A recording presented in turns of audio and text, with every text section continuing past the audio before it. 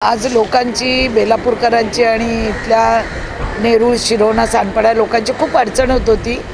दशविधी क्रिया कुठे करायला जायचं, त्यामुळे गेले 2 वर्ष झाली या प्लॉटवर घाण होती, पाणी, रेती, खडी आणि कुठलीही सुविधा नव्हती. त्यामुळे आम्ही सर्व सुविधा देऊन त्यांना इथे चांगली लोकांना जे येथील सकाळी तर सानपाड्याची लोकं होती, परवाच्या दिवशी जवळजवळ 300-400 लोकं होती. ते सतत लोकं दशविधी क्रिया करायला येतात. काही लोकांचा विरोध होता इथं, पण तो विरोध आम्ही मोडून आज हा प्लॅटफॉर्म तयार करून पाण्याची व्यवस्था, बसण्याची व्यवस्था असं सगळं करून दिलेलं आहे आम्ही. लोकांना अशा चांगल्या कामाला खरं म्हणजे विरोध करू नये, कारण ही सुविधा जी आहे, आपल्याला पण एक ना एक दिवस वरती जायचं आहे, दशविधी क्रिया करायची आपली, त्यासाठी सुरक्षित जागा असावी आणि त्यासाठी आपण प्रयत्न करतो.